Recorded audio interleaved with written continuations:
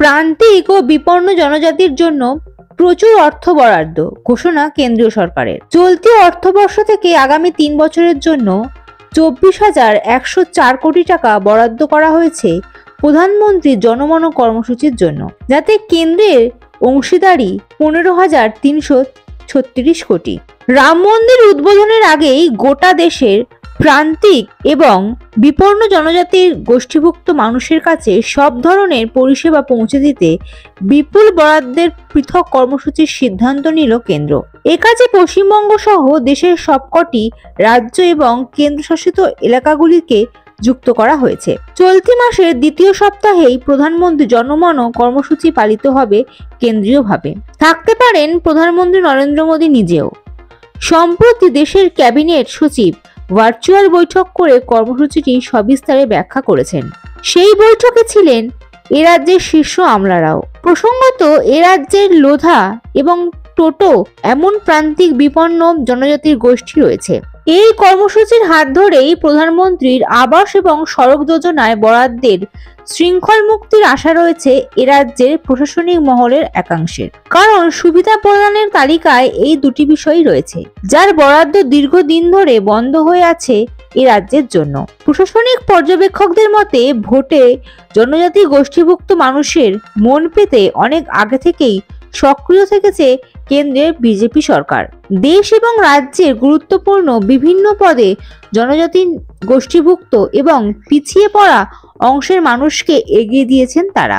সেই দিক থেকে লোকসভা ভোটের আগে জনজাতিভুক্ত মানুষের জন্য এই কর্মসূচি তাৎপর্যপূর্ণ। তবে এই কর্মসূচি সব জনজাতি গোষ্ঠীগুলির জন্য নয়।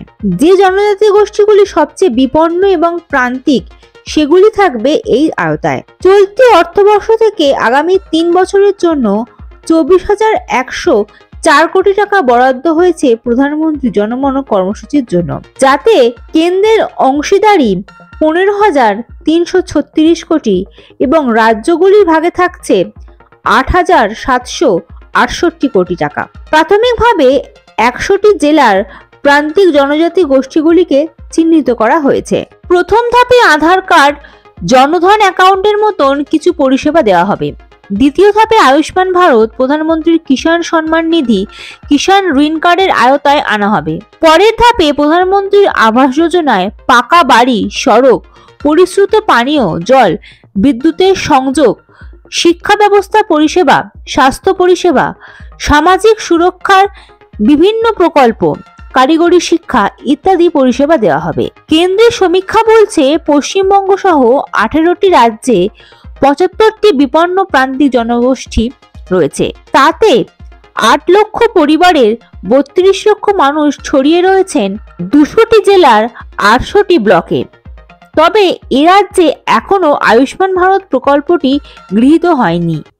তাই এক্ষেত্রে কি অবস্থান হবে সরকারের তা এখনো স্পষ্ট নয়। ক্যাবিনেট সচিবের বৈঠকে জানানো হয়েছে, গুজরাট, মহারাষ্ট্র, তেলেঙ্গানা, ত্রিপুরা, উত্তরপ্রদেশ, উত্তরাখণ্ড এবং আন্দামান ও নিকোবর দ্বীপপুঞ্জের তথ্য সংগ্রহ সহ যাবতীয় কাজ শেষ।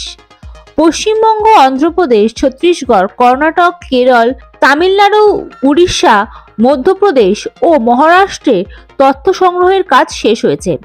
তবে বিহার এবং মণিপুরের তথ্য সংগ্রহের কাজ শুরু হবে।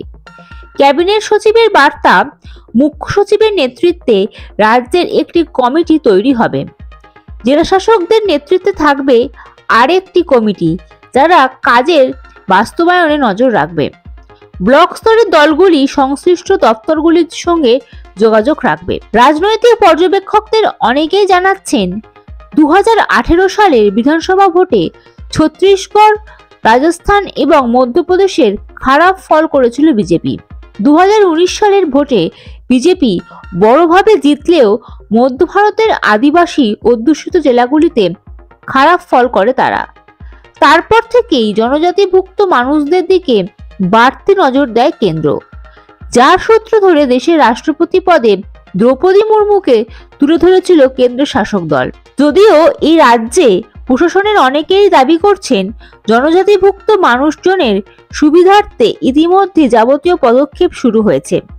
বিনামূল্যে সামাজিক সুরক্ষা, বিভিন্ন ধরনের পেনশন, বৃত্তি, স্বাস্থ্যসাথীর মাধ্যমে চিকিৎসা পরিষেবা, শিক্ষার ব্যবস্থা, লক্ষ্মী ভাণ্ডারের মাধ্যমে আর্থিক সুবিধা দান, কৃষক বন্ধু ইত্যাদি প্রত্যেকের মতন সংশ্লিষ্ট অংশের মানুষকে সহযোগিতা করছে।